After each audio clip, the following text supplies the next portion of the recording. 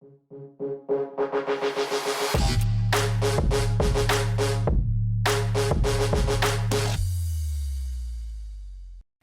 à tous et bienvenue dans ce nouvel épisode du Canap by Excelsior. Aujourd'hui, j'ai le plaisir d'accueillir William Pérez. Tu es CEO et fondateur de Serious Factory. Comment ça va, William? Eh ben super, merci, sympa d'être dans un canapé en pleine journée. On est pas mal, On hein? n'a pas l'habitude, hein, tu sais.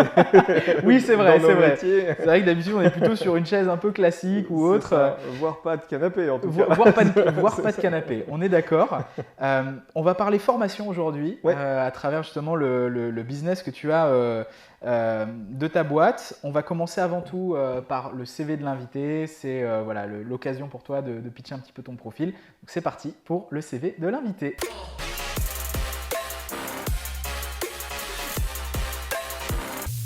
Ouais, bah écoute, je suis donc William Pérez, fondateur et CEO de Serious Factory. J'ai commencé mes études, je suis ingénieur en aéronautique et j'ai jamais fait d'aéronautique. Ok. Donc tu vois, ça fait partie des écoles comme ça Ouais. qui t'enseignent les manières de penser de la vie de tous les jours. Et puis en fait, c'est pas ce métier-là que tu fais. Premier rebond dans ma carrière, hein, tu vois. Ouais. J'ai intégré une grosse boîte leader mondiale dans le domaine du logiciel, plutôt de la CFAO, donc la conception, fabrication assistée par ordinateur, où Ouais. j'ai eu des postes de responsabilité sur la partie formation des forces de vente, sur le marketing et la communication, et créé donc Serious Factory en 2007. Avec une vision, un marché dont on pourra probablement parler un peu plus tard, Ok. mais cette vision que chacun d'entre nous peut apprendre et transmettre ses compétences et ses savoirs et ses savoir-faire, mais il faut juste trouver le bon outil pour le permettre. Voilà. D'accord. Le mojo finalement de Serious Factory, c'est apprendre en faisant, de ce que je comprends. Hein, Ouais, quand même. alors Un ça, peu, c'est effectivement, c'est plus, alors on a le terme en anglais, le mojo c'est Empower the Learner. Ok, Donc d'accord. c'est vraiment apporter toute la puissance à chaque apprenant pour pouvoir être acteur de sa formation et C'est lui qui est au grandir. centre pour le coup. Voilà, c'est Ouais. lui qui apprend en faisant en fait. Mhm.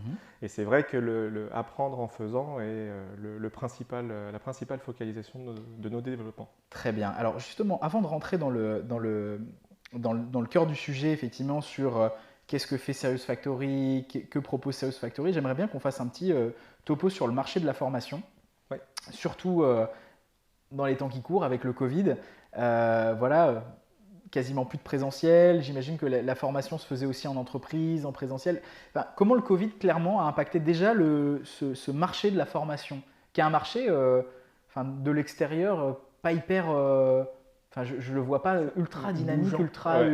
C'est innovant. ça. Alors Ouais, justement, tout à tu fait. vois, je suis très curieux de savoir ça. Alors c'est vrai que le Covid n'a pas transformé la manière de faire fondamentalement. Ça a accéléré ce qui avait déjà démarré depuis une bonne dizaine d'années. Ouais. Disons que le marché de la formation, traditionnellement, c'était formation en salle, plénière. Quand on parle de formation, il y a l'éducation, l'enseignement, Ouais. et après, il y a la formation professionnelle. Donc en entreprise, tu as probablement suivi une formation sur 2-3 jours pour travailler une thématique particulière. Un peu en mode cours magistral. Voilà, c'est ça. Et puis, Ouais. ou pas, d'ailleurs, on peut se retrouver dans une salle à 10 personnes de boîtes Oui. différentes, Ouais. avec un formateur hyper compétent pour t'enseigner un truc particulier, genre formation, vente, management, des choses comme ça. Et c'était quasiment que du présentiel pendant de nombreuses années, parce que les outils digitaux n'existaient pas. Et dans ces formations, il y a la partie théorique, on apprend la connaissance, et puis on échange entre nous, la partie partage de savoir et d'expérience. Ouais. Et puis tu as les exercices, les jeux de rôle, là, pour vraiment maîtriser la connaissance et la mise en pratique de la compétence. L'arrivée de Covid a empêché ça. Plus de présentiel, donc plus de mise en pratique.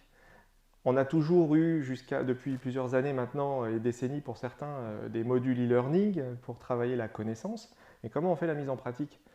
Donc avec l'arrivée des outils digitaux et puis de nos outils depuis maintenant plus de 5 ans, Ouais. aujourd'hui leader sur ce marché-là, on met en pratique cette théorie au travers de jeux de rôle virtuels. Alors, c'est ce que tu appelles Voilà. un serious game. Alors entre autres, ça Ah, peut d'accord, le aller serious jusque-là. game, c'est un Disons des... que plus simplement, un on des jeux pourrait de dire rôle. des mises en situation réalistes pour Ouais. mettre en pratique la théorie. Ok. Le summum, c'est d'apporter ce qu'on appelle le storytelling. Ouais. Parce que qu'est-ce que ça va apporter chez l'apprenant? Ça va Ça te met dans un l'engager. contexte. Ça te met dans un contexte, ça te Ouais. donne envie parce que tu découvres, tu as des recherches, tu as des erreurs à faire, tu as un contexte en fait. On n'est plus dans le QCM. Et tu n'es plus voilà, dans un truc très descendant, basico-basique, avec Ouais. une question, une réponse ou un choix parmi des réponses. Là, ton action, tu joues à des jeux vidéo ou tu as déjà joué comme Évidemment. quasiment tout le monde aujourd'hui. Évidemment, ben oui. Le fait d'être imprégné dans une ambiance, dans du son, dans de l'image, multi-device, jusqu'à la VR, Ouais.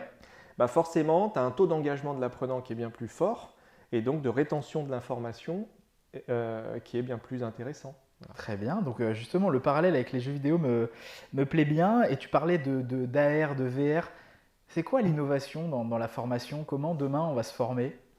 Comment on va s'immerger dans des contenus de formation? Il y a effectivement plusieurs thématiques. Alors, tu as déjà la 2D, la 3D, Ouais. la 3D à 360, Ouais. la VR et la AR, dans les grandes masses de ce qui se fait aujourd'hui. Je prends l'exemple de la VR, qui est un des sujets qu'on travaille aussi. Imagine une formation dans une centrale nucléaire. Tu ne vas pas arrêter la centrale ou en faire une factice pour aller apprendre à savoir faire. Faire une maintenance d'une machine spé qui vaut des millions d'euros. Ouais. Tu ne vas pas t'amuser à l'abîmer potentiellement juste pour des besoins de formation quand tu as 15 personnes à former par an. Donc là, tu reproduis un environnement virtuel, ouais, voilà, l'environnement, la machine, les choses, etc. Avec des casques de VR et des manettes, tu vas pouvoir simuler le mouvement, apprendre à réparer une voiture, apprendre à guérir un patient. Ça s'applique sur tous les secteurs d'activité Tous les finalement. secteurs d'activité, on va dire du tertiaire ou basé sur des objets, Ouais. la VR est intéressante. Bien sûr, ok. Tout ce qui est ce qu'on appelle les soft skills, c'est-à-dire les comportements. Exemple, formation à la vente, tu manipules rien. Tu dois juste avoir un bon comportement relationnel, une méthodologie une posture, à appliquer, une posture, un savoir-faire méthodologique. Et là, on va te mettre devant un client virtuel qui va te demander, qui va être intéressé, tu vas devoir faire ta vente. Choisir les bons argumentaires dans le bon ordre et passer au-delà de la théorie où on t'a dit il faut d'abord questionner, reformuler, machin. Ouais, okay. Là, tu vas vraiment le faire et on va savoir si tu le fais correctement, mais pas devant un vrai client ou un vrai patient dans le médical. Ok, très bien. Alors justement, pour bien comprendre, toi, ce que tu proposes, c'est l'outil. Ce n'est pas le contenu de la formation. Toi, tu mets à disposition finalement le logiciel, quelque part, le software qui te permet de développer tous ces programmes de formation, c'est ça? Oui, en fait, on est parti, on a commencé l'entreprise où on était une société de services qui faisait sur mesure des serious games, des applicatifs comme ça pour apprendre à faire et à savoir faire. C'est des choses qui coûtaient assez cher à l'époque. Et on avait une vraie spécificité qui faisait que les boîtes étaient intéressées, les donneurs d'ordre commandaient chez Serious Factory parce qu'on avait un vrai savoir-faire, compétence. Sauf qu'on a tellement été submergé par ces demandes, ça a focalisé sur nous, qu'on n'allait pas à chaque fois grossir et embaucher en fonction des projets qui arrivaient. Ouais. Et on s'est surtout dit, si le serious game est la meilleure alternative au présentiel quand on ne peut pas en faire, on ne peut pas avoir un goulet d'étranglement chez Serious Factory. Donc on a packagé nos outils pour donner la main à n'importe quelle entreprise pour se faire soi-même ses contenus. Et donc c'est là le switch quelque part du business model, j'imagine, avec l'évolution de ton produit. Ce qu'on appelle un pivot, effectivement. On a fait ça en 2015. On est passé de boîte de service à éditeur de logiciels. Très bien. Qui est aujourd'hui le logiciel phare du marché pour créer ses contenus sans aucun besoin de compétences techniques et graphiques. Voilà, c'est ça. Voilà. Effectivement, c'est pas forcément un outil qui est réservé à une population technique derrière qui doit, je sais pas moi, coder par exemple. Les logiciels no-code. Oui, voilà, c'est ça. Ça. On est énormément dans ces c'est ce qui plaît bien. C'est ce qui plaît bien aujourd'hui. Ok, très bien. Alors justement, il y a un autre point sur lequel je voudrais qu'on revienne. Tu me disais que la formation, elle était dispatchée peut-être un peu, pas injustement, mais tu me disais que finalement, c'est les personnes qui font les études les plus qualifiées, etc., qui sortent avec des niveaux d'études assez importants, qui finalement ont le plus de propositions de formation derrière que des personnes qui ont déjà moins de diplômes finalement et qui auraient le plus besoin d'évoluer dans les structures. Il y a une espèce de mauvais dispatch, quoi.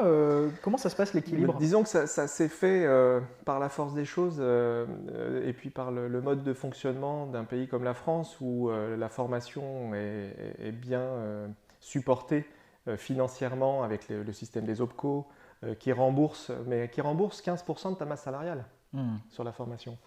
Donc 15% de ta masse salariale, bizarrement, ça ressemble à la masse salariale des managers.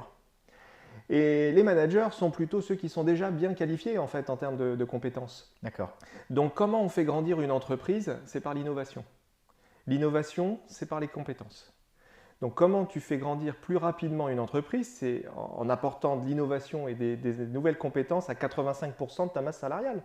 Ouais. Et donc pour pouvoir se permettre ce type de formation qui potentiellement coûte cher, eh bien on démocratise cette acquisition de compétences par le logiciel ou la suite logicielle qu'on développe, qui peut être développée par n'importe quelle personne dans l'entreprise et pour tout le monde. Okay. Et pas simplement c'est-à-dire pour que des masses le gâteau, isolées. Le gâteau, il est pour 15% de la population. Donc, tu as un budget avant, tu avais un budget de 100 000 euros pour former toute ton entreprise et tu n'allais former que 15 personnes managers parce que ça coûte cher de faire ces formations-là. Demain, avec ces 100 000, tu formes tout le monde. D'accord. C'est un peu la promesse de… c'est de démocratiser l'acquisition de la compétence et la croissance de chaque individu, en fait. Voilà. Connaissance versus compétence. Ah, le grande débat. Différence. La grande, enfin, c'est même pas un débat, c'est la différence. Quand on l'explique, c'est très facile à comprendre finalement, mais peu se posent cette question. La connaissance, c'est le savoir. C'est-à-dire, je prends l'exemple de tout à l'heure, formation-vente. Je vais être un formateur qui dit, puis toi tu suis ta formation-vente et je vais te dire, voilà, la méthode c'est… Tu questionnes, tu es très à l'écoute, écoute active, tu reformules. C'est la théorie finalement. Tu vérifies que tu as bien compris en posant les questions aussi, etc. Tu rebondis à ce moment-là. Ok, super. Je te fais un quiz après. Est-ce qu'après la reformulation, il faut faire la proposition? Oui, non, oui. Ok, bon. Et puis tu vas avoir tout bon au quiz, c'est bon, tu es vendeur.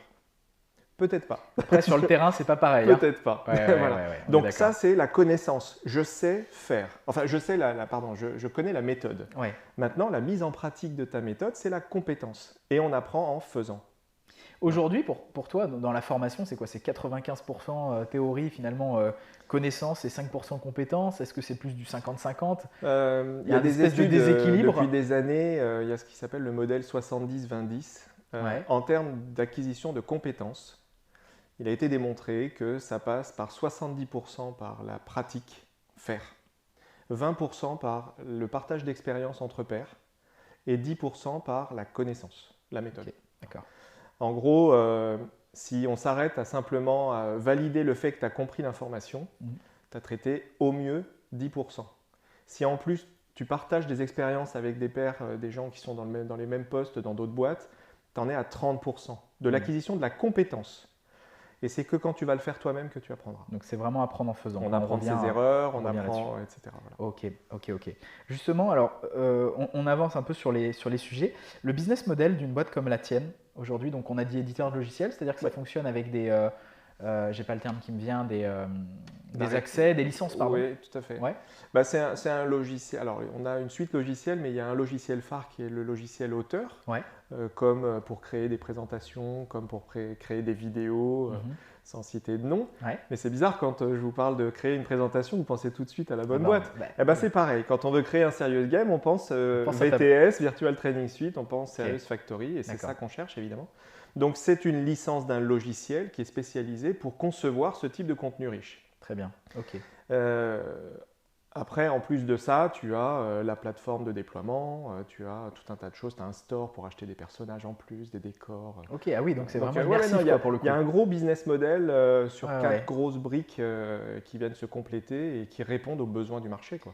Demain, les personnes qui suivent les formations proposées à travers ton outil, en tout cas, peuvent bénéficier de certifications.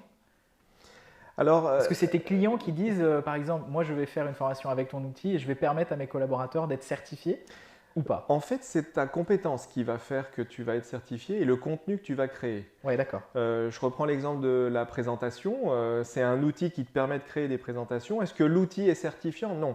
C'est le contenu que tu vas y mettre et la structure pédagogique que tu vas mettre avec les critères d'éligibilité de l'État qui disent ta formation elle est certifiante.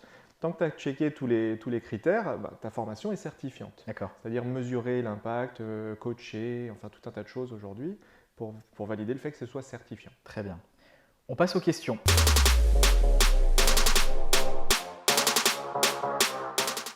William, du coup, tu es un entrepreneur qui a de l'expérience. Raconte-nous un petit peu déjà les pièges à éviter, peut-être pour les personnes qui nous regardent et qui veulent justement se lancer, qui ont des idées, peu importe, soit dans le domaine de la formation ou autre, mais petit retour d'expérience, les gros pièges à éviter déjà quand tu te lances.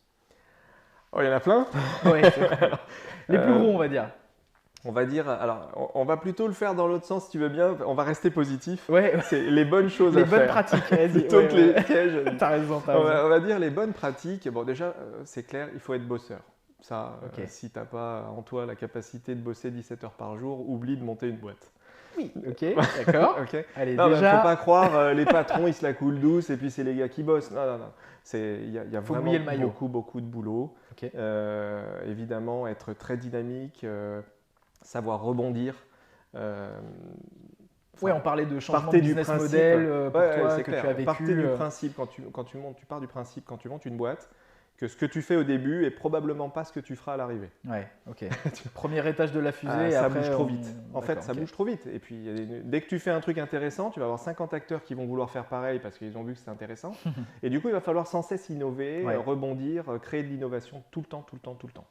Levée de fonds ou croissance Ça va dépendre des business models. Disons, dans le domaine du digital, c'est souvent à l'américaine, les startups, on va lever des fonds, on va faire plusieurs levées de fonds. Dans l'idéal, on va Ouais, ouais. revendre. Parce Voilà. qu'en ce moment, il y a des mouvements justement qui émergent sur, effectivement, on n'est pas forcément obligé de lever des fonds à chaque fois. Non, Et, tout à fait. et toi, c'est pas forcément ce que tu as fait. Bah, en globalement. fait, vous êtes développé naturellement.